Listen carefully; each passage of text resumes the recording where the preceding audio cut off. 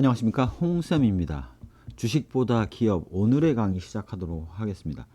지금 우리가 사업 전망 부분을 다루고 있는데요. 이전에는 사업 규모, 사업 구조 부분을 다뤘다면 사업 전망, 즉 향후 미래를 전망하는 방법에 대해서 지금 설명을 드리고 있습니다.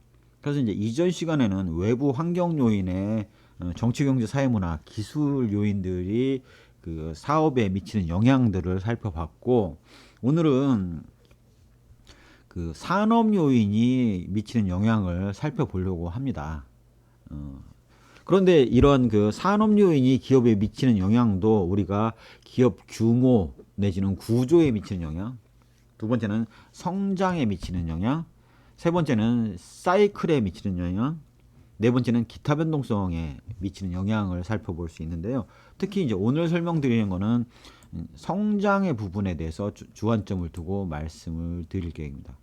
즉, 우리 기본적인 흐름은 경제 등 외부 요인이 영향을 주고, 이러한 요인들이 산업에 영향을 주고 산업 내 소속 기업들의 매출액에 영향을 주게 될 거고, 당연히 매출액에 영향을 주니까 EB세, EBIT에 영향을 줄 거고, 이로 인해서 궁극적으로는 프리캐시플로에 영향을 줄 거고, 프리캐시플로에 영향을 준다 하면 주가에 영향을 줄 것이다 라는 사실들 우리가 알 수 있죠. 그래서 그런 부분들의 흐름을 보는 방법을 설명을 드리겠습니다. 미래를 보는 거기 때문에 단순하게 보기가 쉽지 않고, 그 다음에 막연한 분석을 통해서 우리가 다양한 모습들을 살펴봐야 되는데, 일반적으로 산업과 기업이 어떠한 그 성장 주기를 거치냐라는 것들에 대해서 이제 학술적으로는 내지는 교과서에 나온 얘기는 이제 도입기를 거칠 때는 이렇게 서서히 성장을 하다가, 성장기 때는 이 고도 성장을 매출액이 하다가, 성숙기에 되면 이제 매출액이 정체되는 모습을 보였다가, 쇠퇴기는 오히려 매출액이 감소하는 모습을 보인다라고 볼 수가 있겠죠. 그래서 그렇게 구분을 하는 게 일반적입니다. 당연히 산업을 본다고 하면 산업 내 소속 기업들의 매출액의 합산액의 이 변화를 통해서 우리가 그런 것들을 읽게 될 텐데요. 이렇게 나뉘어진 내용들은 책에 이렇게 구분이 잘 돼 있어요. 그런데 과연 이게 맞느냐, 틀리냐, 도대체 어디까지 봐야 되느냐라는 것들의 좀 한계점들을 우리가 인식하고 보는 것이 바람직하거든요. 그래서 그런 것들을 한번 전반적으로 설명을 드리고 그 흐름을 보도록 하겠습니다. 자, 산업의 성장률 초기 완만하고 이후 급성장을 한다. 그러면 어디보다 완만하게 성장하느냐? GDP 성장률보다. 성장기가 되면 GDP 성장률보다는 전반적으로 산업 내 성장률이 높더라. 반면 성숙기에 이르면 GDP 성장률 정도 수준을 성장을 하거나 그 인근에서 왔다 갔다 하더라. 쇠퇴기에 가면 산업 매출 감소와 함께 GDP 성장률이 못하더라. 이런 정도를 말씀을 책에 나와 있는 경우가 많아요. 사실이 그러냐? 꼭 그렇다고 얘기할 수가 없어요. 그럴 수도 있고 아닐 수도 있습니다. 예를 들어서 우리가 산업을 대상을 삼을 때 백색가전으로 하나를 놓고 보자고요. 그러면 과연 백색가전을 놓고 지금 성숙기인가? 쇠퇴기인가? 성장기인가? 도입기인가? 라는 것들을 얘기할 수가 없는 경우가 많습니다. 예를 들어서 텔레비전을 생각해 보시면 쇠퇴기에 있는 텔레비전도 있어요. CRT 텔레비전, 우리 옛날 칼라 텔레비전, 브라운관 텔레비전 같은 경우는 지금 거의 자취를 감췄지 않습니까? 지금 인도라든가 아프리카 이런 쪽의 나라들의 일부 있다고 그래요. 그런 것들을 생각해 보시면 완전 쇠퇴기인 텔레비전도 있지. 성숙기에 있는 텔레비전이 있느냐? LCD 텔레비전 같은 것들. 이런 것들이 바로 전형적으로 지금 완전 성숙기에 있는 제품이라고 볼 수가 있죠. 성장기에 있는 제품들이 있냐? 있습니다. OLED 텔레비전. 이런 것들은 지금 대규모 OLED 텔레비전이 나오기 시작하면서 지금 초기 성장기라고 볼 수가 있겠죠. 그다음에 도입기에 있는 텔레비전이 있냐? 롤러블 텔레비전 이런 것들이 거의 도입기에 있고 정말 시초 상태다라고 보실 수가 있다라는 겁니다. 100세 가정의 한 파트인 텔레비전만 해도 도입기, 성장기, 성숙기, 쇠퇴기가 다 있는데 냉장고는요? 마찬가지죠. 쇠퇴기는 단문형 냉장고, 성숙기는 양문형 냉장고, 성장기는 고기능성 양문형 냉장고. 뭐 예를 들어서 그 냉장고 문이 투명해서 안에가 보인다던가, 아니면 뭐 김치 냉장고가 이미 들어가 있는데 뭐 기능이 뭐 다양하게 있다던가, 뭐 이런 고기능 냉장고를 생각해 보시면 될 것 같고요. 도입기에 있는 냉장고도 있느냐? 특수 냉장고들이 있습니다. 과거에 한참 그 광고를 했다가 좀 뜸한 게 이제 하이얼에서 나왔던 뭐 와인 전용 냉장고라든가 뭐 이런 것들을 생각해 볼 수 있지 않겠습니까? 그런 것들을 생각해 보시면 특수 목적용 냉장고들은 도입기에 있다라고 보실 수가 있습니다. 그래서 그렇게 일관되게 떨어지지 않는다. 산업 내에서도 그렇고 해당 기업이라고 하더라도 제품에 대해서 이런 다양한 패턴이 있을 수가 있기 때문에 그런 것들이 쉽지 않다라고 말씀드리겠습니다. 또한 우리가 이전에서 그 LG화학의 제품을 사업 부문별로 제품을 한번 설명을 드린 적이 있지 않습니까? 그런 내용을 보면 LG화학 같은 경우는 석유화학 산업의 경우는 성숙기인가? 근데 그렇게 보기에는 매출액 추이가 꾸준히 그 성장을 해왔고 뭐 정체됐다가도 또 성장을 하고 하는 걸 보니 성숙기 이후에 제도약기를 또 갖는 경우가 있구나라는 사실들을 우리가 생각해 볼 수가 있겠죠. 2차전지 같은 경우는 고도 성장기에 지금 들어와 있다라고 볼 수가 있습니다. 이제 필수제로 인식이 되면서 그 어느 누구든 살려고 하는 고도 성장기에 있는 단계의 그 산업이라고 볼 수가 있겠죠. 그다음에 이제 그 생명과학 부분의 경우는 도입기인 경우의 제품들이 있습니다. 그래서 그러다 보니까 쉽지 않아요. 쇠퇴기 있는 산업은 LG화학은 없었냐? 예, 있었는데 그런 기업들은 이미 한계 사업으로 구조조정을 해서 다 매각을 했어요. 그렇기 때문에 쇠퇴기 있는 사업, 별로 답이 안 나오는 사업들은 안 가지고 있다라고 보시면 됩니다. 그래서 그거를 뭘로 확인할 수 있냐? 재무제표상에 매각 예정 자산의 연도별 추이를 보시면, 내지는 유형자산 매각 현금흐름표상의 유형자산 매각의 그 금액들의 변동을 보시면 전체 그 영업활동 현금의 한 10분의 1 정도 선에서 그 매각이 이루어진 것들을 알 수가 있고, 그렇게 생각을 해보면 이 기업의 경우는 지속적으로 그 구조 조정을 해 나가면서 한계 사업을 정리하는 회사라는 것들을 알 수 있죠. 왜 정리를 했겠습니까? 쇠퇴기라고 판단이 됐으니까 정리를 했을 거 아니겠습니까? 그렇게 전반적으로 이해를 하시면 될 것 같아요. 자, 여기서는 산업과 기업만의 그런 그 사이클을 나눠서 그 분류를 해놨는데요.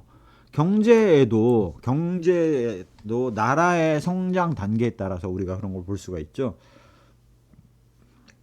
6.25 전쟁 이후를 생각해 보시면 우리나라는 그 경제 성장에 있어서 도입기에 해당됐다고 볼 수가 있겠고요.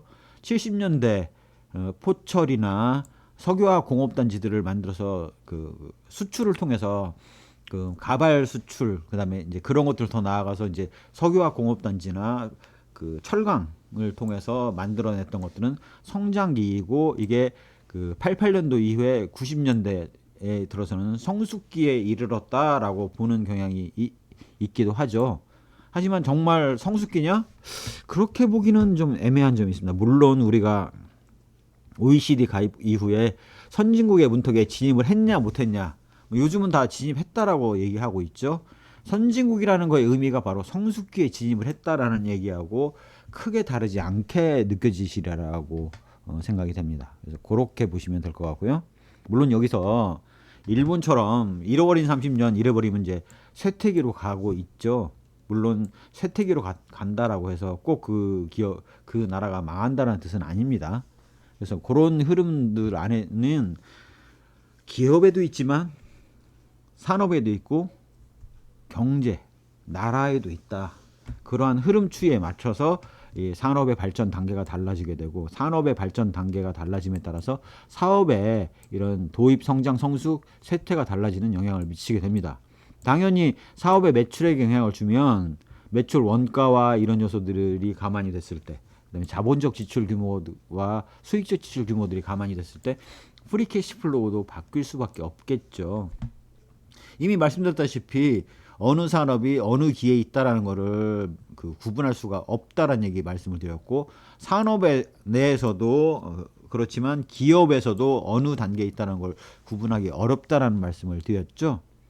결국 우리가 여기에서 파악해야 될 요소는 해당 부문별 사업 내역, 제품 내역을 봤을 때 앞으로의 매출액이 어떻게 될 것이냐, 오르는 추세로 갈 것이냐, 떨어지는 추세로 갈 것이냐, 그에 따라 투자 재무 의사결정이 어떻게 이루어질 것 같냐라는 것들을 감안해 보면, 궁극적으로 이 표를 통해서 우리가 파악해야 될 것들은 해당 기업의 프리 캐시 플로우가 앞으로 상승할 것이냐, 유지할 것이냐, 하락할 것이냐에 대한 방향에 대한 감각만 잡아도 대단히 성공한 것이다 라고 보실 수가 있어요. 이런 분석이 이루어지지 않은 상태에서 막연한 느낌을 가지고 얘는 성장기야 라고 봤는데 매출액이 하나도 없거나, 얘는 쇠퇴기야 했는데 매출액이 빵빵하게 증가하고 있거나, 이랬을 때는 오류 가능성이 있다라는 겁니다. 그래서 그런 오류를 막고, 그래서 과거의 추이를 살펴봐, 재무제표의 추이를 살펴봐서 내가 제대로 판단하는지를 파악을 하고, 이를 통해서 앞으로의 산업의 발전 방향, 경제 성장, 아니면 그 외부 환경 요인의 정치, 경제, 사회 문화의 그 변화 방향을 봤을 때 이 프리 캐시 플로우가 늘어날 건지, 유지할 건지, 하락할 건지의 그 방향성을 감을 잡는 것이 가장 중요한 요소다라는 것들을 말씀을 드리겠습니다. 자, 요 정도까지 해서 전반적인 흐름을 보고요. 그 다음에 이제 산업 내 이 각각의 의미들을 좀 간략히 설명을 드리면, 성장률에 있어서는 도입기는 초기 완만 성장을 하고, 잠재력에 있어서는 판단이 어려운 경우가 많아요. 제품 계열수가 적은 기업들이 많죠. 도입기에 있는 기업의 가장 대표적인 사례는 스타트업이라고 얘기하는 벤처기업들을 생각하시면 될 것 같아요. 제품 계열수 적고 고객 욕구가 이랬다 저랬다 바뀔 수가 있죠. 경쟁 기업 수는 적으나 꾸준히 지금 들어오고 있는 추세다 라고 우리가 알 수 있습니다. 그 제품군이 다양하기 때문에 그 안에서 어떤 이게 시장 점유율을 정할 만큼의 시장 규모가 안 되는 경우가 많고요. 구매 패턴이 다양하고 다양한 기술들이 있기 때문에 그렇게 쉽게 단정하기가 쉽지 않습니다.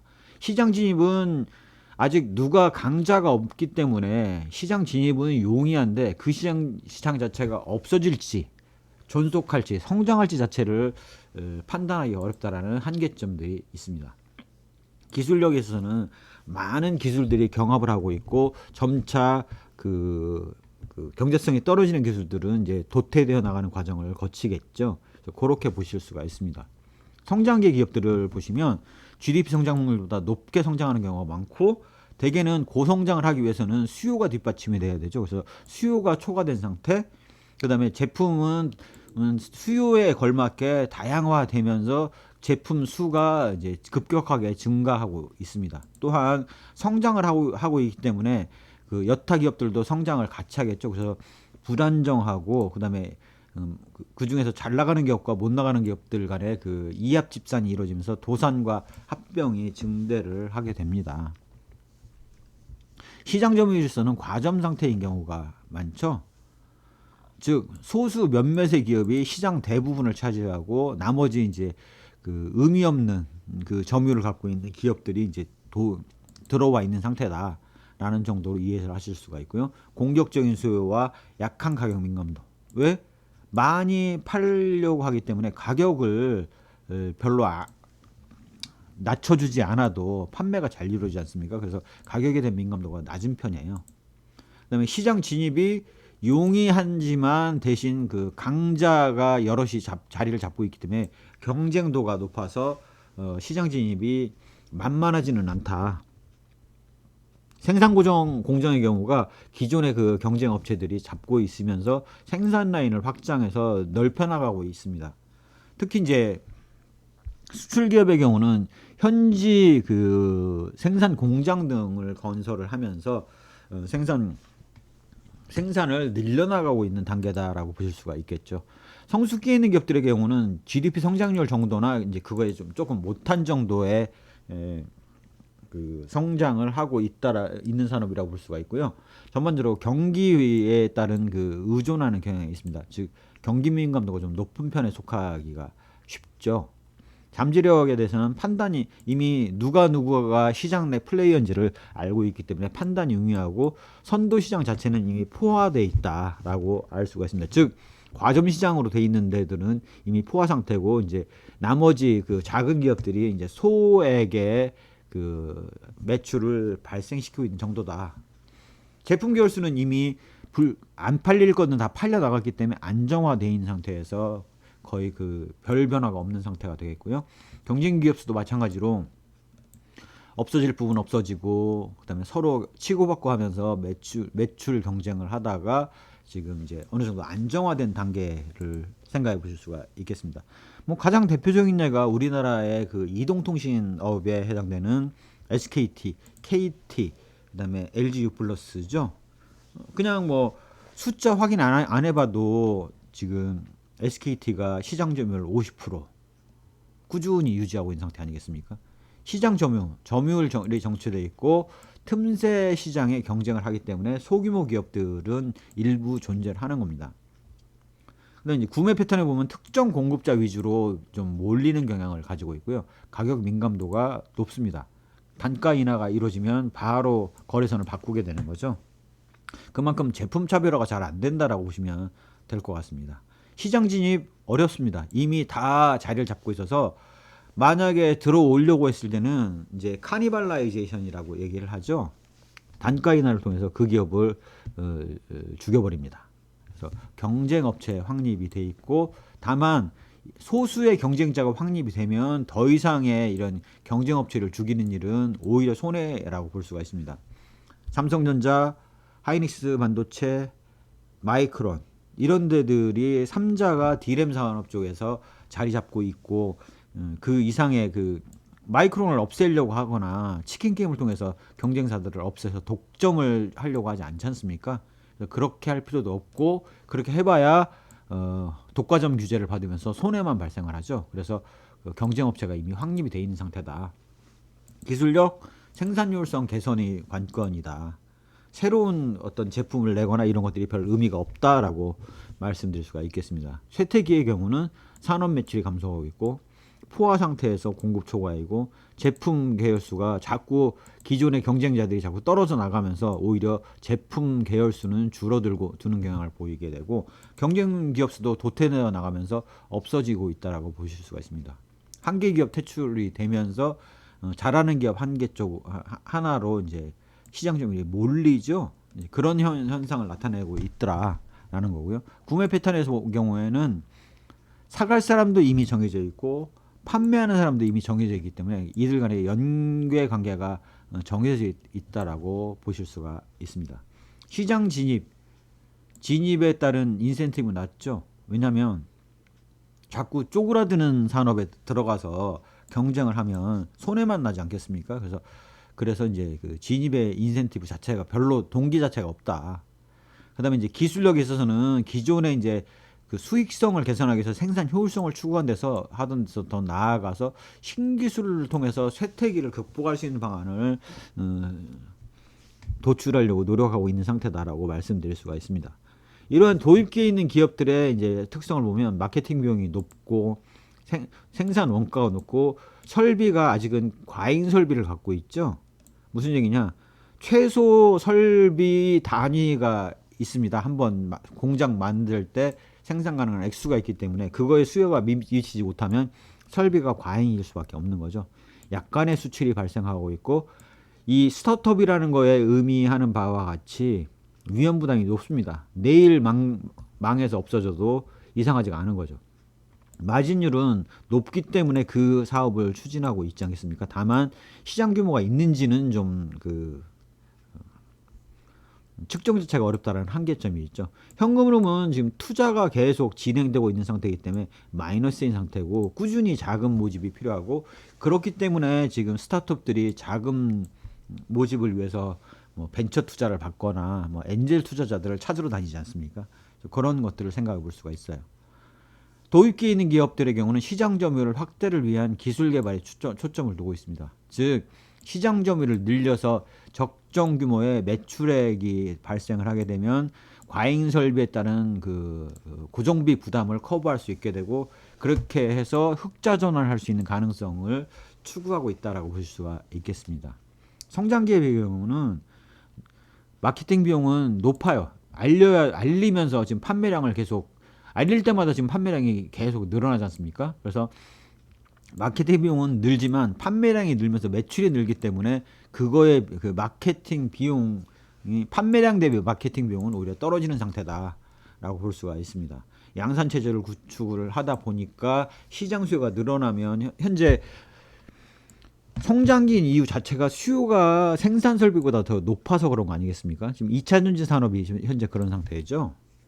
특히 이제 LNF 배터리보다 인산철 배터리보다는 삼원계 배터리 쪽에 그 생산 라인이 부족한 모습이 나타나고 있다라고 보실 수가 있습니다. 무역에 있어서는 수출량이 증가하고 위험 부담은 이제 그 사라질 위험은 좀 상대적으로 없어지고 이제 성장에 따른 과실을 따는 단계라고 보실 수가 있겠죠. 마진율은 최고 수준으로 높은 상태입니다. 현금 흐름은 현재 현금 흐름은 플러스인데 과거 도입기부터 누적된 상태에서는 아직 그 흑자 전환을 하지는 못한 상태라고 보실 수가 있습니다. 그래서 투자 자금을 다 회수했다라고 보기는 어려운 상태라고 볼 수가 있겠죠. 그다음에 지속 성장을 위한 투자가 이루어지거나 가격이나 품질, 이미지 개선을 위한 것들을 노력을 많이 합니다. 광고를 그래서 많이 할 수밖에 없는 거죠. 그다음에 이제 생산 라인을 더 확장시켜서 늘어나는 수요에 대응하기 위해서 노력을 하고 있는 단계라고 보실 수가 있겠습니다. 성숙기에 이른 기업들의 경우는 판매량 대비 광고비가 감소를 해요. 성숙기란 얘기는 이미 더 이상 광고를 해서 우리 기업을 알릴 방안은 없고 이미 알 사람은 다 하는 단계이죠. 그래서 광고비를 추가로 낼 이유가 별로 없습니다. 그래서 광고를 최소한으로 집행을 하게 되죠. 생산에 있어서는 이미 정해진 스케줄대로 가기 때문에 그 매출액도 정해져 있고 적정 설비를 보유하고 있는 상태에서 가기 때문에 안정적인 그 생산이 이루어지게 되고, 수출량은 과거 고성장하는 거에 비해서는 좀 감소하는 추세로 갈 수밖에 없고, 위험이나 안정의 순환이 나타납니다. 즉 경기 변동에 의존하는 경향이 나타나면서 위험과 안정이 그 교차대로 나타나는 경기 사이클을 타는 단계라고 보실 수가 있겠습니다. 마진율에 있어서는 가격이 하락하면 그거에 따라서 생산량, 그 매출량이 늘기 때문에 가격이 점차 하락하는 경향을 보이면서 수익성이 저하되는 모습을 보이고 있다고 보실 수가 있습니다. 현금 흐름 전반에는 성장기를 통해서 누적해서 플러스가 됐고, 그것들이 강화가 되면서 누적 상태에서 플러스고 현재도 플러스인 모습을 나타내고 있는 경우가 일반적이라고 볼 수 있습니다. 원가 절감 투자를 해서 수익성을 개선하기 위해서 노력을 하고 있고요. 더 이상 시장 점유율을 뺏어봐야 도로 뺏기기 때문에 별 의미가 없다라고 생각을 하고, 현재 시장 점유율을 유지하는 전략들을 잘 쓰고 있다라고 보실 수가 있습니다. 마케팅에 따른 비용을 적게 쓰기 때문에 마케팅 효율성을 추구한다라고 보실 수가 있겠죠. 혜택의 기업들은 가장 중요한 거는 어떻게 원가 절감을 해서 비용을 감소시킬 것이냐. 네. 과잉 설비를 어떻게, 지금 뭐 매출액이 줄기 때문에 생산량이 줄 수밖에 없고, 생산량이 준다 하면 설비가 지금 과잉되어 있는 단계라는 것들을 우리가 알 수가 있죠. 무역에 있어서는 수출량이 급감을 하게 되고 위험 부담이 점차 줄어드는 추세예요. 위험 부담은 이제 위험 수준은 높아지는 거고 마진율도 낮아지고 있는 추세죠. 그러다 보니까 점차 도태되는 기업들은 도태되고, 이제 그 한계 생산 비용이 낮은 기업들이 남아 있지 않습니까? 그래서 위험 부담은 이제 점차 늘어나고 있는 추세라고 보실 수가 있습니다. 누적 현금은 잉여 상태고 현금 창출력 극대화에 따라서 비용을 통제를 강화해서 수익성을 극대화하려는 노력을 하고 있다라고 보실 수가 있어요. 그래서 이런 그 표로 된 논리적인 분석 단계를 따라서 보시면 되는데, 그래서 이제 전반적으로 이렇게 보시면 될 것 같아요. 그 뭐 백색가전 이렇게 보시는 것보다는 뭐 2차 전지다 그러면 이제 성장기에 해당되는데, 그러면 앞으로의 부분 성숙기가 됐을 때는 어떤 모습을 보일 것인가를 예상하는데, 미래를 전망하는데 좀 그 흐름을 봐야 될 것 같고요. 당장 뭐 내년에 성숙기가 된다 이런 개념이 아니죠. 지금 현재 고도성장기가 몇 년 정도 유지가 될 것인가라는 게 관심이 되겠고, 그 위에 성숙기에는 어떤 모습이 나타날까라는 것들을 우리가 생각을 해봐야 됩니다. 2차 전지의 경우는 2035년도에 EU를 기반으로 해서 내연기관 자동차를 판매하지 못하게 한다는 것들이 되고 있죠. 미국도 최근 법안을 발표하면서 내연기관 자동차를 판매하기 어려운 구조로 점차 매년 그 배출가스에 대한 규제가 강화되고 있는 것들을 보실 수가 있습니다. 결국 나중에 가면 전기차만 통과할 수 있게 만들겠다라는 거죠. 자연스럽게. 그런 흐름 하에서 보셨을 때 이제 그런 얼마의 기간 동안 성장을 할 것이냐, 그 이후에 성숙기 이후에는 어떤 모습을 보일 것이냐를 예측하고 전망하는 것이 바람직하지, 내년에는 어떨 거야, 내후년은 어떨 거야 라고 기계적으로 보는 모습은 별로 바람직하지 않다. 또 예측하는 것 자체가 시기를 예측하는 것들이 별 의미가 없다라는 것들을 좀 강조해서 보시면 될 것 같아요. 자, 그러면 제품이라든가 이런 산업의 속성과 같은 것들은 정성적인 분석을 통해서 나온 결과인데, 정량적인 분석을 할 때는 어떻게 해야 될 것이냐. 자, 기업의 부문별 매출액을 따져야겠죠. 그다음에 해당 부문의 소속 기업들의 해당 부문의 매출액들을 더하면 산업이 됩니다. 그럼 산업의 전반적인 매출액 증가율 같은 것들을 계산할 수가 있겠죠. 그거에다가 이제 경제 등에 관련된 것들을 매칭해서 보게 되는데, 이러한 사업과 산업이 주요 경쟁 기업의 해당 부문 매출액을 통해서 도출을 했다라면, 이렇게 경제와의 매칭은 여기 한국은행의 경제통계 시스템의 국민계정에서 보시면 국민소득 주요 지표, 연간 지표를 해서 전체를 목록에 추가를 하고 선택한 항목을 조회를 해보면, 이렇게 연도별 국내 총생산액, 그 다음에 여기에 각 산업 부문별 국내 총생산액 얼마, 증가율이 얼마, 그 다음에 이제 명목으로 비교하고 싶다 그러면 여기 명목 국내 총생산의 증가액을 가지고 우리가 구해볼 수가 있겠죠. 매출액 증가율과 비교를 하려면 아무래도 명목 금액이니까 명목 국내 총생산액 증가율과 비교를 하는 게 바람직할 겁니다.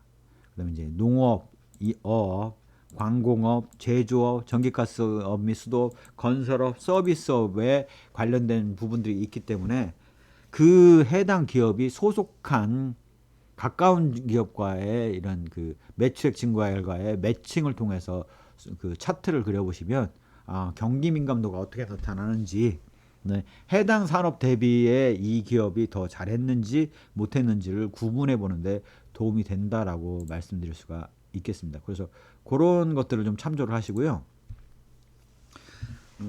더불어서 한계는 있지만 이게 의미 없다라고 무시하기에는 좀 해볼 것들이 많이 있다.